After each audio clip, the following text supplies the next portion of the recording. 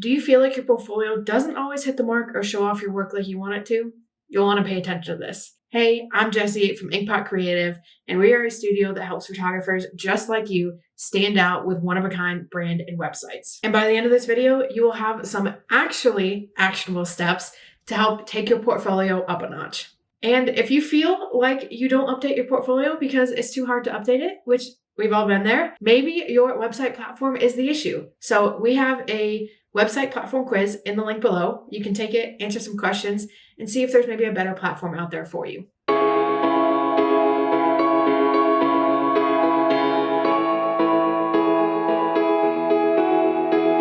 So when it comes to portfolios, especially when it comes to the world of wedding photography and photography in general, we kind of see the same things over and over, right? We click on something, we just get a bunch of photos, and that's it. But your portfolio can do so much more than that. Your portfolio can not only just show photos, but it can also help to attract the exact type of clients. So the type of people you want to work with, doing the type of work you want to work with, and the type of style that you want to work in.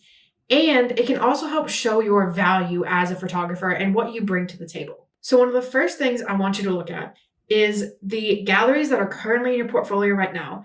Do they match the level of work that you're currently doing? And do they match the type of work that you want to be doing with the specific clients that you want to do that with? So not everything has to be in your portfolio. You probably work with a ton of clients over the course of a year, and that's just 1 year, right? You might have been in business for 5, 10 years. You have so many people to pick from. But you want to make sure that whoever is featured in your galleries are the ones that are at the level that you are currently at, and they're ones that you really loved working with, right? Because our portfolio is going to be a way to attract more clients in. If we put everything in there and we're like, this wedding was okay, but like, I really want to do something more adventurous or more outdoors or more, unique, whatever it might be, you want to put those weddings up at the front. You want to showcase those because that's going to attract those same types of clients back to you. Now, I also know another big thing is how many portfolio pieces to actually have, which is a great question and one that we get asked a lot. And normally our sweet spot for what we found works really well is around 6 to 9 different categories, items, anything like that, however you break it up. A lot of the clients that we work with will split it up by the different couples that they've done. So that would mean 6 to 9 different couples. Now, the reason we say that is because that gives you a chance to show off a couple different weddings, maybe a couple different styles, kind of show the breadth of what you can do without overwhelming people with so much information. Again, we want to make sure these 6 to 9 galleries that we're going to include on the website are the type of work that we really want to do, the type of weddings or photography or clients or whatever it is we want to attract into our business. Now, the second thing I want you to pay attention to, and I know this is a big one, but it is the number of images that you have in your galleries. It might be really hard to hear, but we would say 30 to 50 images in each individual gallery is the max that you should go. If you can get a little closer to 30, that's great. If you're like, I really can't decide, I need all the 50, great, put the 50 in there. But that's kind of the sweet spot for the range of how many photos you want in each gallery. This gives you the chance to show off a wide range of images. So you can show, if we're looking at a wedding, you can show some of the getting ready with some of the detail photos, the first look, a couple from the ceremony, some from the reception or toast or couples portraits, family photos, whatever it might be. But you're not putting so many photos in there that it gets overwhelming or it seems a little repetitive. You also don't want people to be scrolling forever. So maybe you're like, I love this wedding and I have 150 photos from this wedding that I want to share. Great. But if you think about someone scrolling through 150 photos, for a couple that they don't actually know, they're looking more at your style. They're looking more at how people look in photos, not necessarily maybe trying to see the entire gallery for this client or, anything like that. So when you're thinking about it, you don't want people to have to scroll so long that they're not sure if there's an end or they don't actually make it down to the CTA on your portfolio page, which your portfolio pages should have CTAs at the bottom. So that 30 to 50 gives you a good chunk. You can show a lot in there, but it's not so much that people don't know if they should keep scrolling or if they want to go out, especially if you're looking on mobile. Scrolling through 100 photos on mobile is going to take a long time, right? So we want to make it really quick and easy while also showcasing some of our best work. And if you find someone who's like, hey, I want to see more, they're going to ask you and they're going to be like, hey, do you have any more photos like this or from this wedding or anything else that we can see? And you can send them links to bigger galleries. That's totally fine.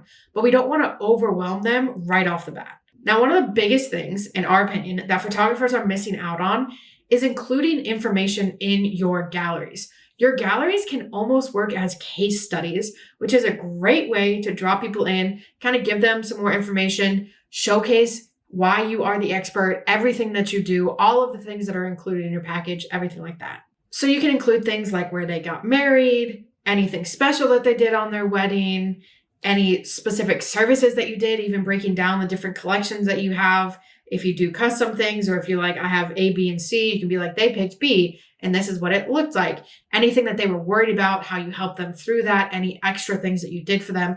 All of those things are really great to put on there so people kind of get a better understanding of what it looks like as a whole. So a great example of what this could look like is one of our past clients, Amy from Please Don't Blink. So for her gallery, we have the photos themselves so people can scroll through it.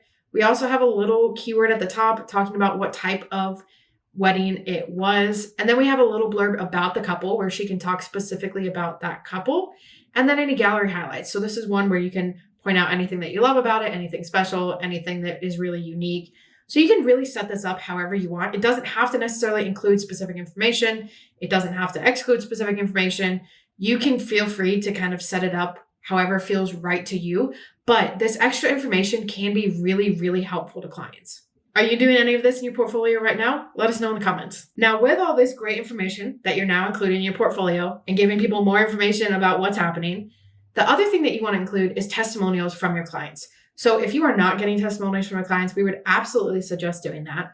But the portfolio is a great place to put those. What this does is it gives it a little boost of that social proof and credibility, because people can look at all of the photos. They can be like, okay, here's what the couple did, or where they got married, or some of the great things that happened, whatever it might be that you include. See all the photos, scroll down, and then see those couples' words, their words themselves, talking about how amazing working with you was, right? That is so, so powerful. And nothing you write can necessarily compare to other people being like, I absolutely loved working with them. There was nothing that could have, made this day better, and they helped with X, Y, and Z, or whatever it is that they include in your testimonial, right? So I want to make sure that we ask clients for those testimonials. Obviously, not every client is going to do it. We know that, you know that. So if you can get them to give you one, great. If they aren't, it's okay. You can hide it on specific pages, but it's really, really great if you can get their words right on the page, right after the photos, after talking about everything you did, to really bump up that credibility. Finally, you can use your blog as an extension of your portfolio. Now, if you know anything about Inkpot, we're huge about blogging, but this truly is a great way to extend it, do even more, show off even more work, right? So when we're thinking about our portfolio, we're only going to have those 6 to 9 weddings in there, 6 to 9 portfolio pieces in there.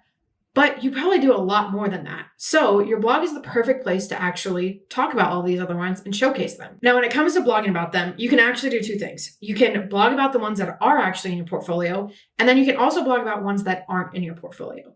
So for the ones in your portfolio, this can mean expanding on what you've actually written.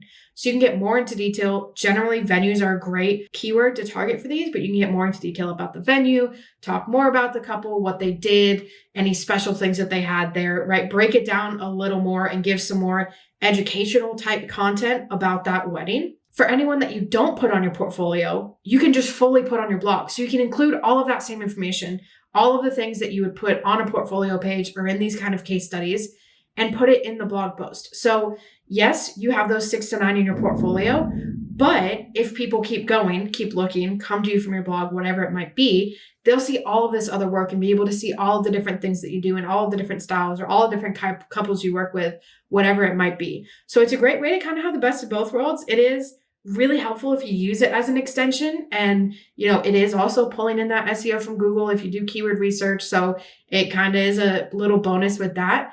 But it can really be great to kind of show off all that work that you're like, I really love this wedding, but I don't think it's going to maybe knock anyone else out of my portfolio.